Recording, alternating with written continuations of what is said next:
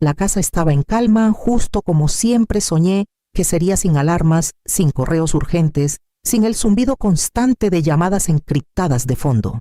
Solo el canto de los pájaros colándose por la ventana abierta de la cocina y el tintineo rítmico de mi cucharita contra una taza de cerámica un poco rota.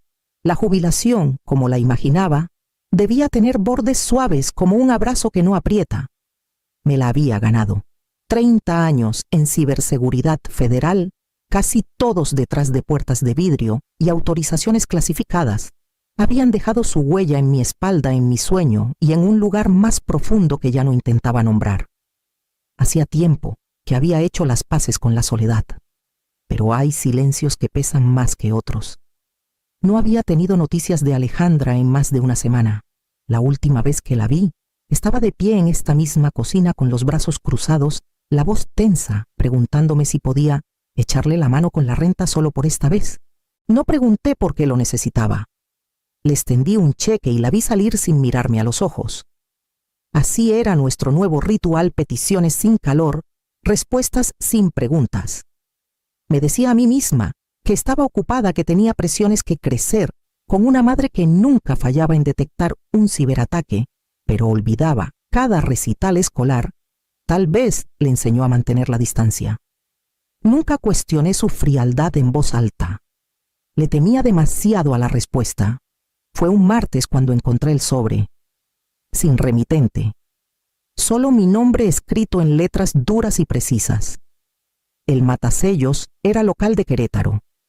Dentro, una notificación doblada de una institución financiera privada de la que nunca había oído dirigida a una cuenta fiduciaria a mi nombre.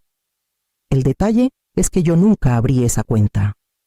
Me senté en la mesa del comedor con manos firmes, recorriendo cada línea con la mirada. Pagos. Términos de un préstamo. Un cofirmante registrado. El nombre de Alejandra estaba ahí escondido entre el lenguaje legal que conocía demasiado bien. No hice ruido. No llamé a nadie. Solo me quedé ahí dejando que el sol de la mañana avanzara por el suelo, calentando todo menos el centro de mi pecho. Algo había cambiado. No solo en los hechos que acababa de descubrir, sino en el espacio que nos separaba. Y de pronto supe que este silencio no era paz. Era el tipo de calma que llega antes de una tormenta. El segundo sobre era más grueso. Llegó 3 días después del primero. El mismo blanco simple, la misma precisión fría en las letras. Ya sabía que no era un error. Los que te roban no mandan flores, mandan papeles. Dentro había una notificación formal. Papel membretado. Petición presentada. Demandante Alejandra Morales. Acusaciones: mal uso de bienes familiares, inestabilidad psicológica, solicitud de control total sobre propiedades y cuentas compartidas. Leí el documento 2 veces antes de permitirme sentarme. No lloré. Creo que esa parte de mí se apagó hace mucho. Pero mis manos temblaron al guardar las hojas en el sobre. No era miedo. Era el peso abrumador de lo bien que ella había planeado todo. Esto no fue algo impulsivo.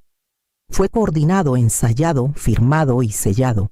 En la parte inferior había un número de su abogada, alguien de un despacho elegante en Polanco, especializado en resolución de conflictos familiares complejos. Había oído de ellos una vez en un caso donde un padre anciano perdió el control de su patrimonio ante un hijo que no le hablaba desde hacía años.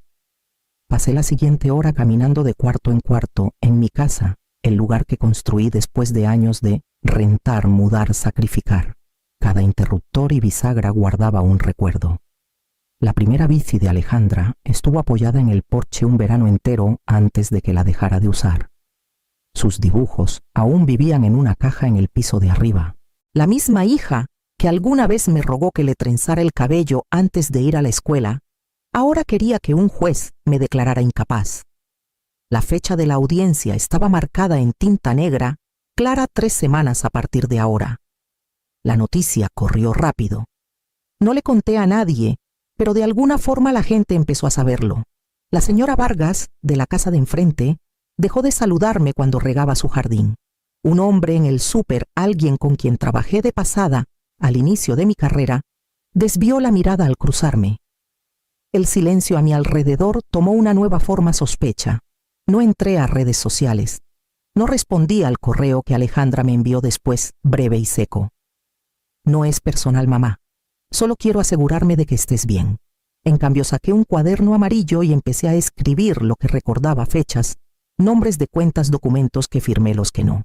Abrí una carpeta privada en mi computadora y comencé a registrar todo, porque si esto iba a ser la guerra que ella trajo a mi puerta, no iba a entrar desarmada.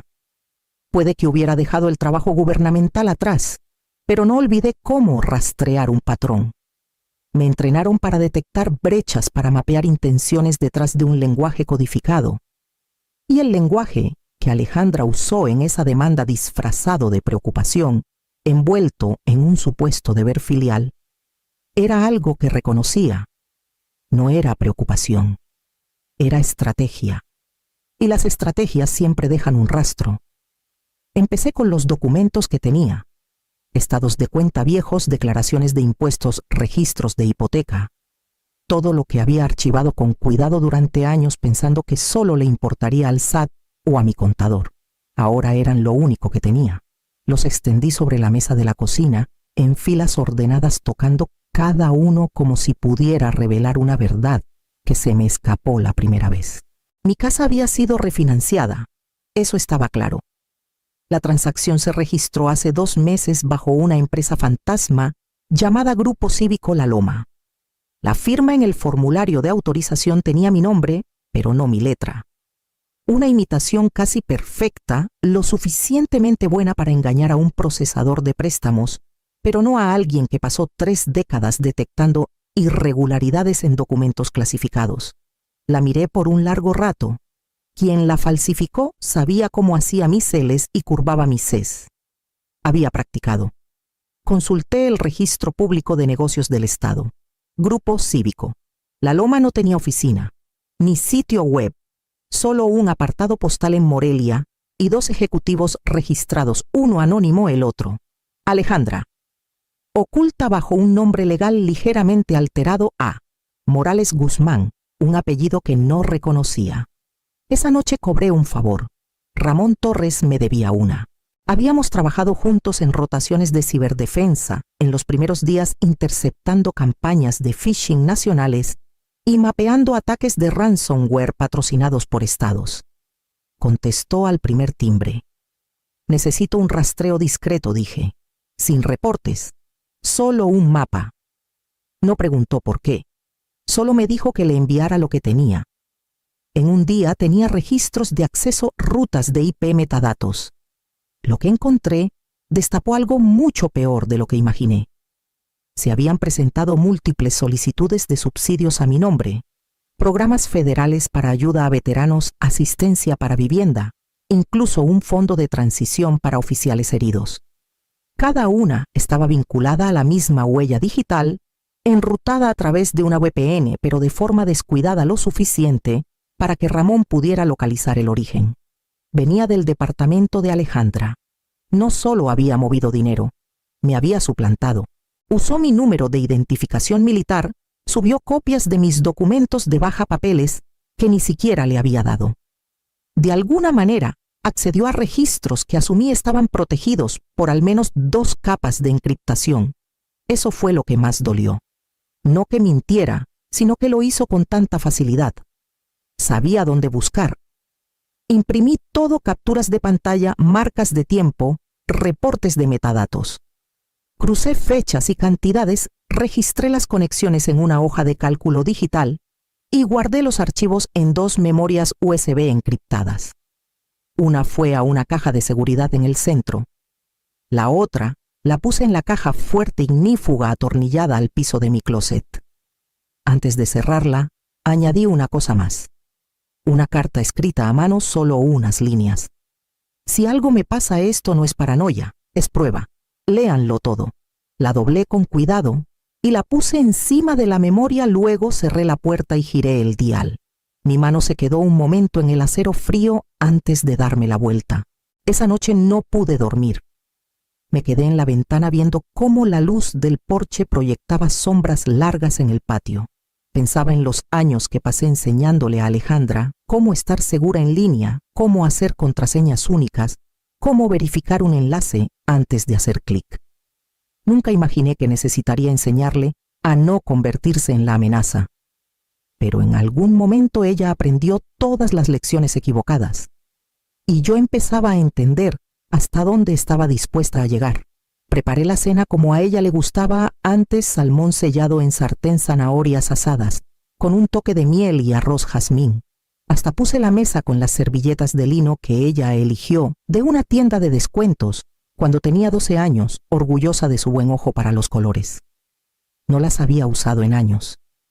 Todavía olían ligeramente a detergente de limón y a tiempo. Alejandra llegó tarde vestida con tonos neutros que la hacían parecer mayor, más fría. Recorrió la sala con la mirada como si estuviera valuando una propiedad, no visitando a su madre. Intercambiamos saludos breves mientras servía la comida. Apenas tocó su plato. Esperé hasta que terminamos. Entonces puse una sola hoja impresa en la mesa entre nosotras. ¿Reconoces esto?, pregunté, manteniendo la voz firme. No se inmutó. Solo bajó la vista al documento, el formulario de refinanciamiento de la hipoteca, con mi nombre en una firma que no era mía. Sus labios se curvaron, no del todo una sonrisa. Se recargó en la silla. Siempre tan dramática, dijo. Es solo una casa, mamá. Vives en ella. No, esa no es la cuestión, respondí. Puso los ojos en blanco. Siempre estabas ocupada salvando al mundo para ser madre. Ahora actúas sorprendida de no haber visto lo que pasa bajo tu propio tejado.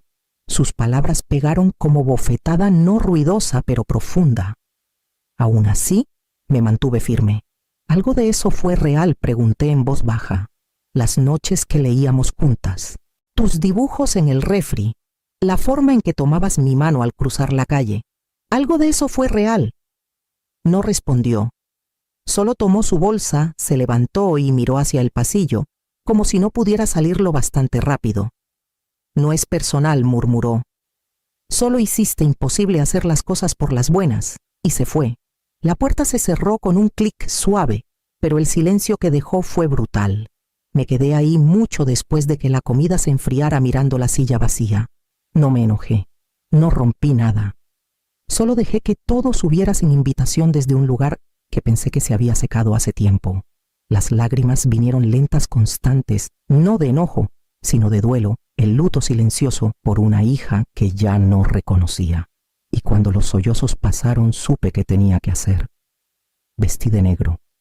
No por luto, no por teatro, solo negro. Líneas limpias, tela planchada, zapatos que no usaba desde un funeral hace 3 años. Caminé sola por la entrada del juzgado.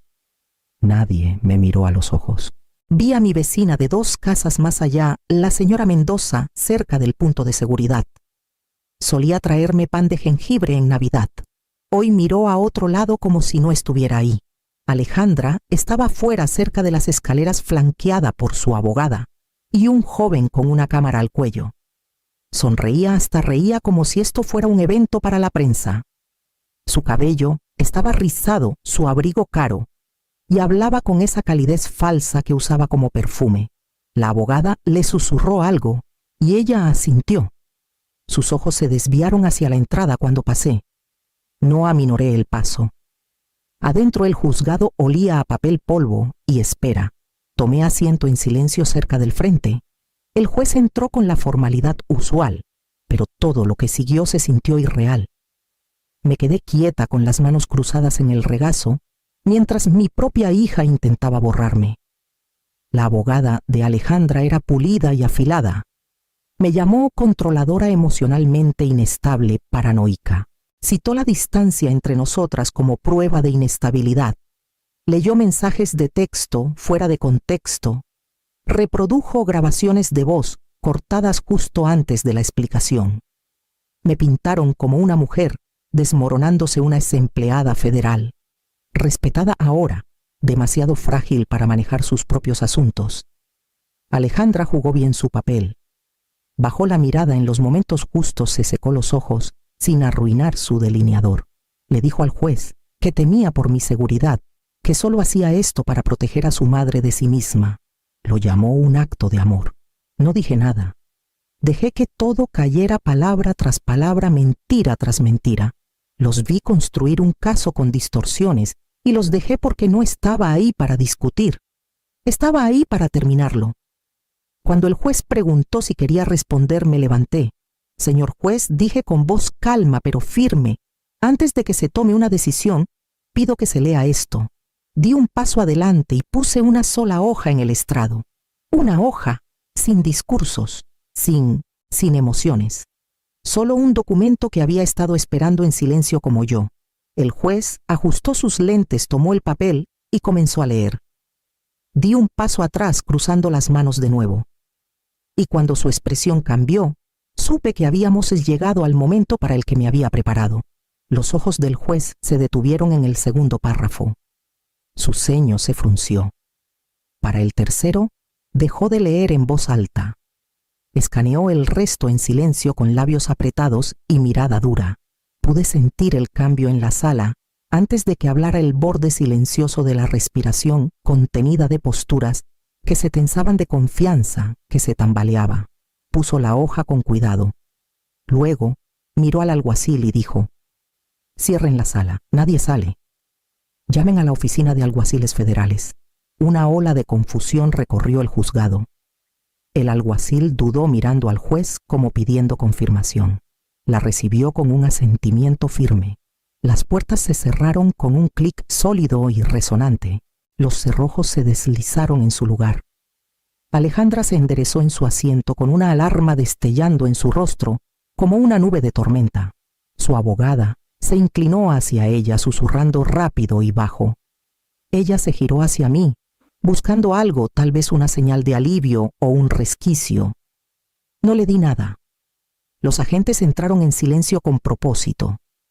3 de ellos, todos con chaquetas simples, y esa presencia que no necesita placa para notarse. Uno se acercó al juez, le susurró algo al oído. Otro se dirigió a la mesa de la demandante. Las manos de Alejandra temblaban ahora. «¿Qué es esto?», preguntó con la voz quebrada. «Esto es una locura». El agente no respondió.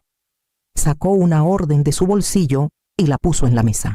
Alejandra Morales queda bajo custodia por cargos federales de fraude financiero, robo de identidad y uso no autorizado de sistemas de ayuda militar federal.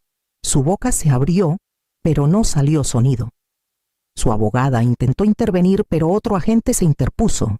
Entonces se mencionó un nombre: Javier Guzmán. Y otro hombre en la galería, sentado en silencio 2 filas atrás, se puso de pie de repente. No lo había visto entrar. No miró a Alejandra mientras los agentes lo rodeaban, le leían sus derechos y se lo llevaban también. Todo se movió rápido después de eso. El secretario del juzgado recogió documentos, el juez firmó una orden sellada y los agentes desaparecieron por el pasillo con ambos en custodia. Me quedé sentada. Observé sin parpadear con las manos cruzadas en el regazo, mientras las mentiras se deshacían como hilo en una flama. El juez me miró una vez que la sala se calmó de nuevo. Sus ojos no tenían lástima, solo un reconocimiento que no esperaba. Asintió brevemente. «Ha hecho algo difícil», dijo en voz baja. «Y lo correcto», asentí una vez en respuesta. La declaración jurada que leyó, la que puse en su estrado, había sido presentada 3 días antes ante el Departamento de Justicia. Detallaba todos los documentos falsificados, las identidades robadas, los subsidios para veteranos lavados. Mi nombre estaba claramente al final, no como acusada, sino como denunciante. Mientras el juez daba instrucciones para reconvocar por asuntos procesales, me levanté. La sala se sentía más pequeña ahora, no porque yo hubiera menguado, sino porque el peso que llevaba finalmente se había soltado. Volví a casa de la misma forma que llegué sola. El cielo tenía ese gris deslavado que aparece después de una tormenta, no lo bastante claro para reconfortar, no lo bastante oscuro para igualar el peso que cargaba. Abrí la puerta, entré y dejé que el silencio se asentara a mi alrededor como un abrigo que no podía quitarme. Para la noche, la noticia ya se había esparcido. Un titular destelló en la pantalla de mi celular: veterana entrega a su hija, por fraude, desencadena arrestos federales en un enfrentamiento en el juzgado. Algunas historias me llamaban valiente, otras fría. No leí más allá de las primeras líneas. Los vecinos pasaron al día siguiente más lentos de lo usual. Algunos miraban demasiado tiempo, otros desviaban la vista por completo. Nadie saludó. Nadie tocó a mi puerta. No esperaba que lo hicieran. La idea de explicarme me parecía absurda. No habían visto los años silenciosos que llevaron a ese momento. No habían oído cómo dijo: estabas demasiado ocupada salvando al mundo como si fuera una maldición. Solo vieron una instantánea y a una mujer de negro que no se inmutó mientras se llevaban a su hija. Me mantuve lejos de internet. No contesté llamadas. Hice té y lo dejé enfriar. 3 días después, manejé hasta el almacén que no había abierto en años. Solía ser un espacio para respaldos de archivos que no podía guardar en casa, un hábito de mis días laborales. Ahora era sobre todo polvo y cajas olvidadas. La carpeta estaba donde la dejé cerrada, en un gabinete de acero detrás de unas cajas de archivos viejas. La abrí sin dudar. Dentro, entre registros de evidencia y copias de declaraciones, estaba el dibujo que encontré hace años al mudarme. Crayones sobre papel de impresora. Una versión de mí en palitos, con una gran sonrisa y cabello rojo, desordenado, tomada de la mano de una figura más pequeña, etiquetada como yo. Arriba, escrito con letras torcidas: te quiero, mamá. Alejandra, 7 años. Lo miré por un largo rato. No lloré. El duelo que necesitaba atravesarme ya lo había hecho. Doblé el papel con cuidado sin arrugarlo y lo deslicé de vuelta en la carpeta. Luego cerré el gabinete, puse el candado y salí al aire quieto del almacén. Había algo más que necesitaba hacer. El dinero ya no importaba, como alguna vez pudo haberlo hecho. Una parte de los activos recuperados fue directo a una organización sin fines de lucro que apoyaba a veteranos estafados o engañados. Sin prensa, sin placa, solo una transferencia silenciosa y una nota escrita a mano al director para los que no lo vieron venir. Empecé a ser voluntaria unas semanas después. Mañanas en una oficina compartida, enseñando a veteranos mayores cómo reconocer intentos de phishing, detectar estafas de préstamos, proteger sus identidades. Les mostraba qué buscar en una firma, cómo rastrear actividad extraña en una cuenta. La mayoría escuchaba con atención. Algunos lo tomaban a broma, pero algunos, podía notarlo, ya habían sido quemados. Y tal vez, solo tal vez, escuchar a alguien que también lo había pasado les hacía sentir un poco menos tontos. Por las noches a veces pasaba por el juzgado. Nunca me detenía, nunca me sentaba en las escaleras. Solo caminaba despacio, con paso firme. La gente asumía que lo evitaba, que nunca querría estar cerca de ese lugar otra vez. Pero la verdad es que no odiaba el juzgado, lo respetaba. Fue donde recuperé algo que me habían quitado silenciosamente durante años: mi nombre, mi historial, mi voz. La verdad no grita, no se abre paso a empujones, espera. Gana peso con el tiempo, y cuando finalmente llega, no necesita alzar la voz. Solo está ahí, innegable. Pasé por las columnas de piedra y seguí caminando, no hacia algo grandioso, solo hacia adelante. El viento se movía entre los árboles que bordeaban la calle, y por primera vez en mucho tiempo no sonaba como advertencia, sonaba como liberación. Y en algún lugar profundo dentro de mí, supe que el peso que había cargado ya no era mío. Algunos dicen que fui cruel, otros me llaman valiente. Pero ninguno estuvo ahí cuando abrí el sobre o cuando me senté frente a mi hija mientras me mentía a la cara. No sintieron el silencio entre nosotras endurecerse en algo permanente. No elegí pelear porque quisiera. Peleé porque alguien tenía que recordar que era verdad. Y tal vez siempre seré la villana en la versión de alguien más. Está bien, porque la verdad no necesita que la quieran. Solo necesita a alguien dispuesto a sostenerla y seguir de pie cuando cuesta todo.